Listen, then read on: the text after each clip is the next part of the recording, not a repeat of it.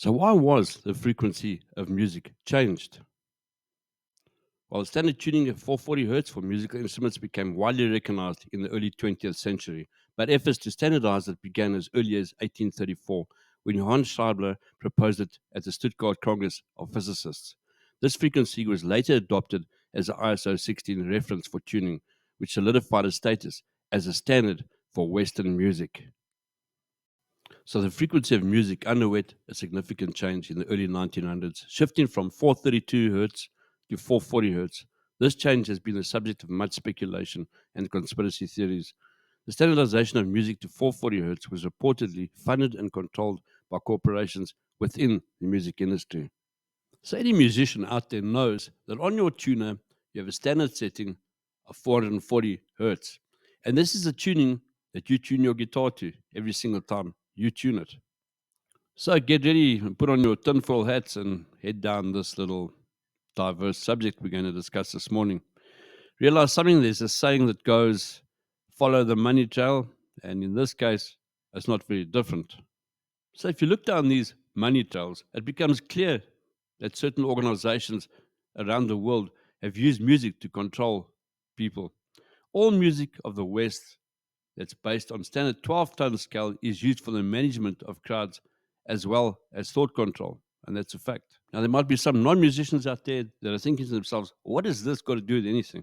Well, I'll try to explain it to you. If musical performances were to sound the same the whole world over, some standardization was required, right? So, as early as 1885, the Music Commission of the Italian government declared that all instruments and orchestras would use a tuning fork that vibrated at 440 Hz, which is different from the original standard of 435 Hz and the competing 432 Hz in France. So in 1917, the American Federation of Musicians endorsed the Italians, followed by a further push for 440 Hz in the 1940s. In 1953, a worldwide agreement was signed. Signatories declared that middle A on the piano be furthermore tuned to exactly 440 Hz. This frequency became the standard ISO 16 reference for tuning all musical instruments based on the chromatic scale, the one most often used for music in the West. All the other notes are tuned in standard mathematical ratios to and from 440 Hz.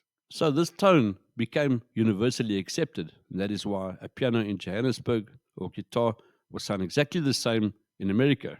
So you may ask, well, what's the point of me going down this rabbit hole? Well, this is pretty weird.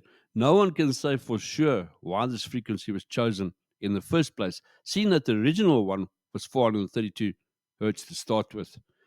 So, in fact, those among us who disagree with the standard, in fact, they consider the 440 Hertz middle A to be an abomination against nature.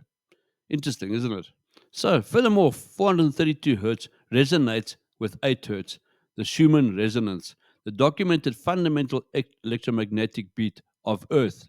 So, it just feels better. So, certain researchers say that music tuned from this frequency is easier to listen to, brighter, clearer, and contains more inherent dynamic range. As a result, music with this tuning need not be played at higher volumes and reduces the risk of hearing damage. There is allegedly something sinister and evil about 440 Hertz. It is said that the Rockefeller Foundation had an interest in making sure the United States adopted 440 Hertz standard in 1935 as part of a war on consciousness leading to music cult control. Without going too far down this rabbit hole, this theory says that tuning all music to 440 Hertz turns it into a military weapon. So here's where it gets even more interesting. I quote from one of the many online articles on the subject.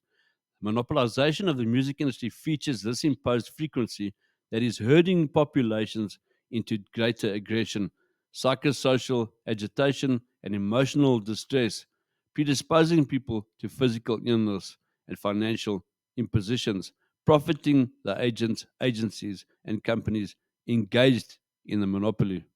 Here's something to think about. These destructive frequencies entrain the thoughts towards disruption, disharmony, and disunity.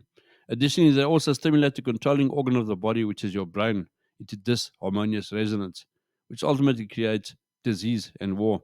So, it's something to think about next time you put on your radio or you start listening to your favorite music, does the music make you feel depressed?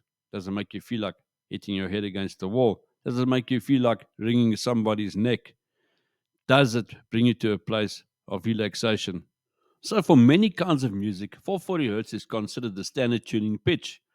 But you may have noticed social media posts highlighting the benefits of 432 hertz. Some people believe it mimics patterns found in nature, which can promote relaxation and spiritual well being, while experts have refuted several claims about this frequency, including that ancient civilizations preferred it. Many people find 432 hertz resonant music to be way more calming. And those of you that know me, I've been dealing with sound most of my life from a very early age. And I found a definite difference in this frequency to the normal standard 440 hertz, I can assure you. And these are the benefits that I have found. And a lot of people will agree with me. It reduces stress and anxiety. It's easier to listen to. In overwhelmed situations, it calms us down. It enhances mental clarity and our focus. It promotes healing and pain relief. It improves your sleep quality and supports physical and mental energy levels. And it deepens an emotional connection. I think when you listen to gospel music and it's in this frequency, for some reason, the connection with God feels deeper for me anyway. So I'm going to ask you this question. When you worship on a Sunday and you stand there and the music is played and you sing, is that concentration on God Himself? Or are you looking around you thinking what people might be thinking? Or you may be putting on a show for those around you to show them you're more holy than what they are? You see, music plays a very important role in your connection with God when you worship. So if that music does not take you to the place where you feel one with God, you are using the wrong music. And I personally believe that these frequencies have a lot to do with it. There's a lot of studies that were done in music with 440 hertz, and on numerous occasions, it has shown that people act way more aggressively. They are not content with what they're listening to, and they act out in some or other way. If you don't believe me, do a personal test. Listen to the same track tuned to both 432 hertz and 440 hertz. Reflect on how each version makes you feel. If you're a musician, experiment with tuning your instruments to 432 hertz and assess the impact on your compositions and see how they make you feel. So, the whole purpose of today's talk is to make you think when listening to music and just tuning your instrument. Because I've found that 440 hertz makes me feel way more angry, even if the music is intended to make you feel relaxed. For some reason, at the end of me listening to it, I just do not feel happy. I don't feel content. And I have noticed while listening to music in 432 hertz makes me feel a lot more relaxed. Even when I listen to gospel songs that are tuned to 432 hertz, I just have this sense of peace come over me. Experiments were done a good couple of years ago with water and how frequencies affect the behavior of water. So, anyway, don't let me harp too much on the subject. It's just something to think about today. I hope you have another lovely day. Please support my channel, like it, and subscribe. Have a lovely day. Cheers.